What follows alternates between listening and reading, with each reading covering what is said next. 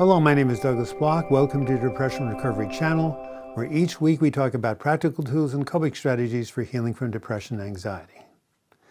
Today is Flashback Friday, a feature in which I republish one of my earlier videos you might not have seen that contains really important coping strategies that will help you attain a better mood.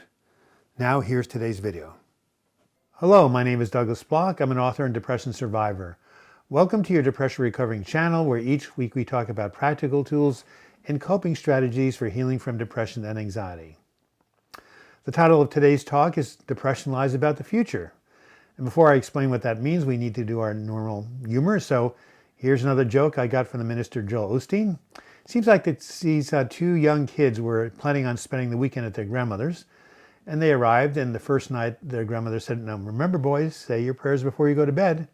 They were 6 and 8, so the 6-year-old started out and say, "Dear God, please, I want a new Xbox and a new Star Wars adventure cars and a new bicycle." The older brother said, "Shh, you don't have to talk so loud. God isn't deaf." The younger brother said, "Yes, but grandmother is." Okay, I thought that was cute. So again, the title of the talk is Depression Lies About the Future. My videographer, Jerry, said, "What do you mean by that?" It doesn't, he wanted me to explain to him, so I'll explain to him and you at the same time. It means that when you are severely depressed, or anyone is severely depressed, changes occur inside the brain's chemistry that make it incapable of holding a positive thought or holding any hope about the future getting better. Here is how I describe this condition of hopelessness from my book, Healing from Depression. Writing about my own experience, of course.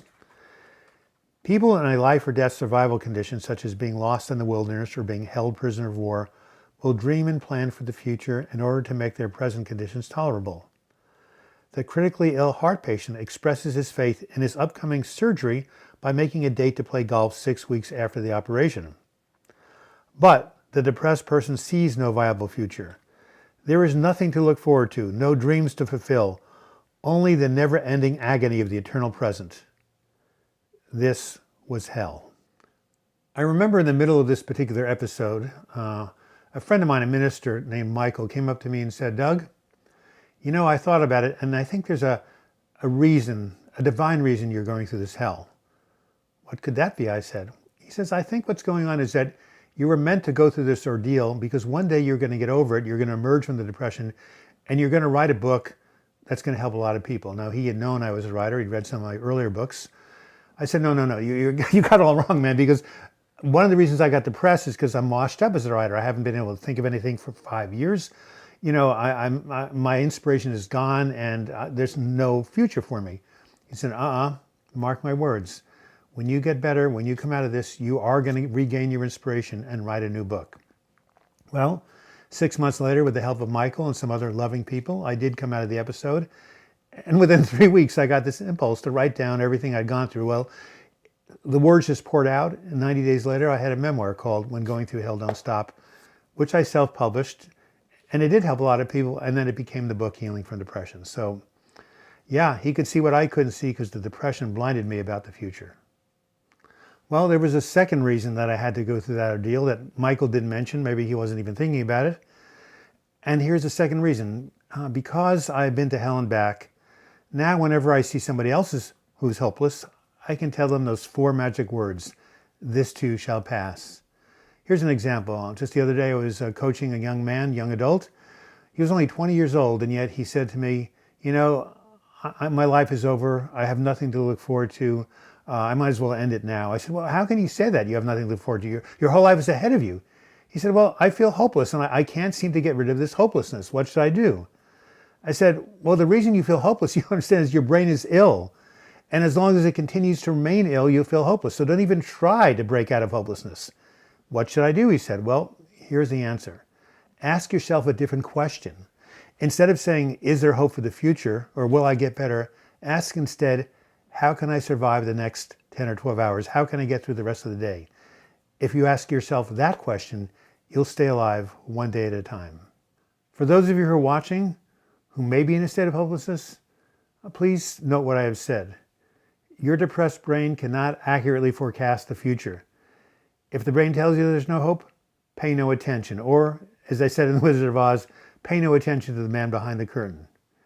Your job is to stay alive, one day, 1 hour, 1 minute, 1 breath at a time. If you feel like you have the impulse to harm yourself, please put it off because it will pass. And if you can't wait, then call 1-800-274-TALK, talk, or call a friend and have them come by and stay with you. Remember, time is on your side. This state is not forever. Things do get better. I've been where you are. Trust me, I know. Things do get better. Your job is to stay alive one day at a time, because if you do, you're going to survive this ordeal. I've survived it. My group members have survived it. People who've survived it who've written memoirs. People throughout history have survived it. This is only a temporary situation. If you can just march on one step at a time and stay above water, things will change. And one day you will be able to say to me, like I said to my friend Michael, you know, Michael, you were right after all. There was hope. I'm so glad I hung in there. This has been Douglas Bloch. I hope you found the information on this Flashback Friday video helpful. If so, please give it a like, as likes draw more and more people to this channel and hopefully some more subscribers. You can also leave your comments in the comments section or email me, douglasbloch@gmail.com. If you do want to subscribe to this channel, click on my photo in the closing credits. You'll be taken to my subscribe page. And if you click on the bell to the right, you'll be notified every time I do a new video or live chat. And if you want to contribute to this channel and become a patron, simply click on the Patreon image. You'll be taken to my crowdfunding site. And until next video, I wish you the best in your mental health recovery. Thank you so much.